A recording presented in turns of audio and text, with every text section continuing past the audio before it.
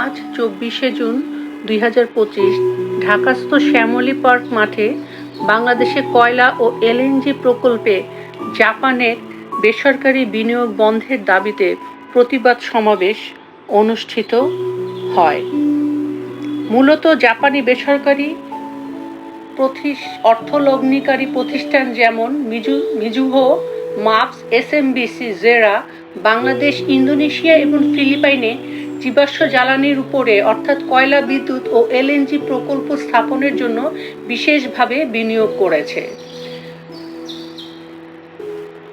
এই ধরনের কয়লা, বিদ্যুৎ ও এলএনজি প্রকল্প পরিবেশের উপরে মারাত্মক বিপর্যয় সৃষ্টি করে। সেই জন্য এই বিনিয়োগের বিষয়কে বিবেচনা করে পৃথিবীর অন্যান্য দেশের সাথে বাংলাদেশের ধরিত্রী রক্ষায় আমরা এবং গর্জন ওয়েলফেয়ার অর্গানাইজেশন সহ আরও ২০টি সংগঠন জাপানকে জীবাশ্ম জ্বালানিতে বিনিয়োগ বন্ধ করে নবায়নযোগ্য জ্বালানিতে বিনিয়োগের আহ্বান জানানোর লক্ষ্যে যৌথভাবে এই সমাবেশের আয়োজন করেছে। এর জন্য ফান্ডিং করতে চাচ্ছে, তার বিরুদ্ধে এই প্রতিবাদ অনুষ্ঠানের আয়োজন করার জন্য। আসলে কয়লা চালিত বিদ্যুৎ প্রকল্প এবং এলএনজি বিদ্যুৎ প্রকল্পের কারণে আমাদের পরিবেশ মারাত্মকভাবে দূষিত হচ্ছে।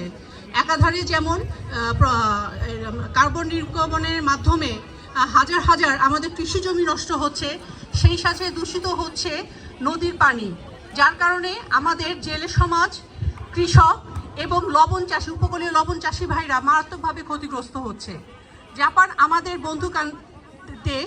বন্ধুপ্রতিম দেশ, সেই জন্য আমি জাপানের যেসব বেসরকারি প্রতিষ্ঠান অর্থায়ন করতে চাচ্ছে সেই সব প্রতিষ্ঠানকে অনুরোধ করছি ফসিল ফান্ডের উপরে বিনিয়োগ বন্ধ করে রিনিউয়েবল এনার্জির উপরে আমাদের সাহায্য করার জন্য এবং দেশে রিনিউয়েবল এনার্জির পাওয়ার প্ল্যান্টগুলো প্রতিষ্ঠা করার উপরে বিশেষ গুরুত্ব আরোপ করার জন্য। ধন্যবাদ।